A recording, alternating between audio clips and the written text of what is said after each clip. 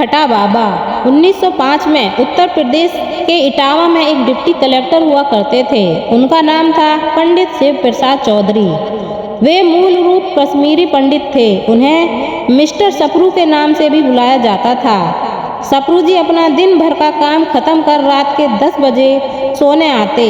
उनका एक सहायक हुआ करता था, उसका नाम मनोहर था। जैसे ही साहब आते, मनोहर उनकी सेवा में लग जाता। उनके नहाने धोने, खाने पीने का पूरा प्रबंध करता। जब सप्रू साहब के सोने का समय हो जाता, तब वह अपने मालिक के पैर दबाता और उनके सो जाने पर ही वहाँ से जाता। उस दिन भी ऐसा ही हुआ। सप्रू साहब सोने के लिए आ चुके थे।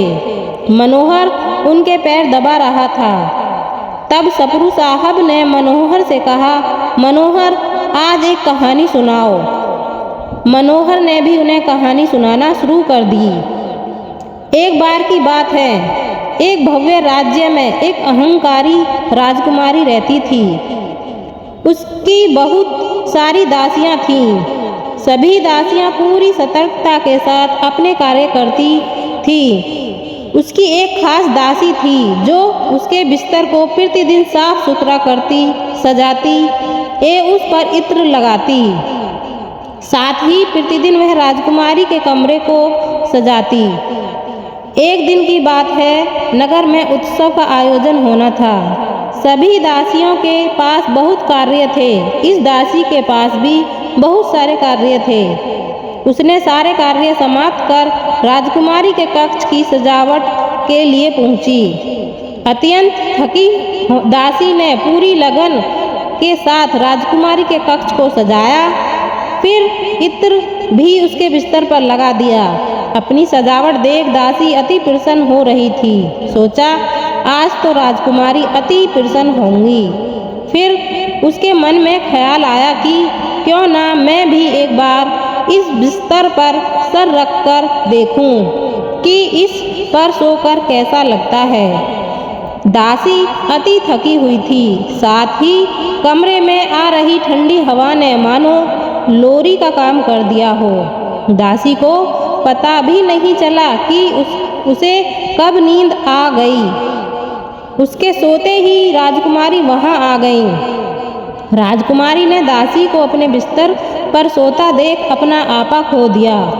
राजकुमारी के अहंकार को ठेस पहुंची कि मेरे बिस्तर पर कोई दासी सो रही है। वह चिल्ला उठी, रे दासी, तेरी औकात कि तू मेरे बिस्तर पर सोए। तुझ जैसी को मेरे कमरे में आने की अनुमति है, वही पर्याप्त है। और तूने मेरे बिस्तर पर अपने नीच देह को रखने का दुस्साहस किया। तुझे अभी के अभी यहीं 60 कोड़े मारे जाएंगे। दासी राजकुमारी के पैरों में गिर कर जीवन दान मांगने लगी। बोली, राजकुमारी, मैं 60 कोड़ों का दर्द नहीं सह पाऊंगी। मुझे माफ कर दीजिए। मुझसे गलती हुई है, परंतु आप मुझे गलत समझ रही हैं। मेरा आपके बिस्तर पर सोने की कोई मंशा नहीं थी। मुझसे यह अपराध गलती से हुआ। मुझे माफ कर दीजिए। परंतु राजकुमारी के अहंकार ने इतने क्रोध को जन्म दे दिया था कि वह समझ ही नहीं पाई कि वो किस अपराध के लिए क्या दंड देना जा रही है। दासी को कोड़े पड़ने लगे। वह कराहने लगी। कोड़ों की पीड़ा सह नहीं पा रही थी। कष्ट में चिल्ला रही थी। जब लगभग उसे 30 कोड़े पड़ चुके थे, तब वह अचानक से हंसने लगी। उसकी हंसी सुनकर सब अचंभित रह गए। राजकुमारी ने उससे हंसने का कारण पूछा। तब दासी ने कहा, हे धर्म विमुख राजकुमारी, मुझे ख्याल आया कि मैं तो चंद क्षण भूलवश इस बिस्तर पर सोई तो ईश्वर ने मुझे 60 कोड़ों की सजा दी है। तुम तो इस पर जाने कितने दिनों से सो रही हो। मैंने तो गलती की। राजकुमारी के बिस्तर पर मुझे झपकी आ गई। इसके लिए मुझे अपराध अनुकूल दंड भी मिलना चाहिए, परंतु यह दंड तो नीति विरुद्ध और अहंकार अनुकूल है। तुमने अन्याय किया है। तुम्हारे इस अपराध का दंड जाने कैसा होगा। मनोहर कहानी पूरी भी नहीं कर पाया था कि सप्रू साहब विचलित हो अपने शयन कक्ष से बाहर निकल आए। मनोहर भी पीछे पीछे भागा। मनोहर अपने मालिक से पूछता रहा, साहब मैंने कुछ गलत कह दिया क्या? मुझे क्षमा कर दीजिए। साहब घर के बाहर निकलकर एक वृक्ष के नीचे जा बैठे। फिर साहब ने मनोहर से कहा, नहीं, तुमने कुछ भी गलत नहीं कहा, अपितु मेरी आंखें खोल दी।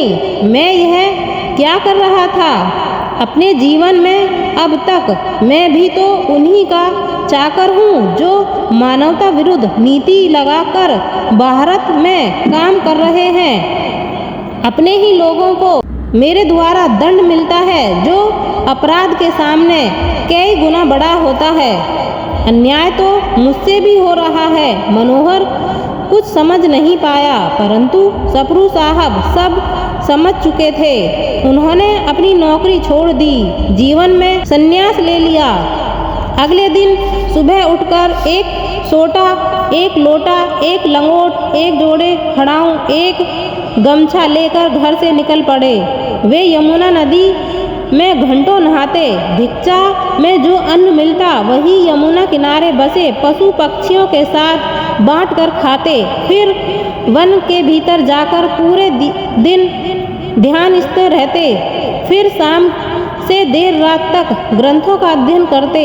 जब वे चलते तो उनके खड़ाओं से खटखट की आवाज़ आती है, इसलिए आसपास के लोगों ने उनका नाम खटखटा बाबा रख दिया। वे आज भी खटखटा बाबा के नाम से जाने जाते हैं। सरस्वती पीठ बाबा का आश्रम बन गया। बाबा को मौसम से कोई प्रभाव नहीं पड़ता। वे सदैव खुले आसमान के नीचे ही सोते, मानो गर्मी, सर्दी और बरसात उनके मित्र हों। जल्दी ही बाबा के चमत्कार एवं ज्ञान की बातें पूरे भारत में होने लगी। दूर दूर से लोग बाबा के दर्शन को आते।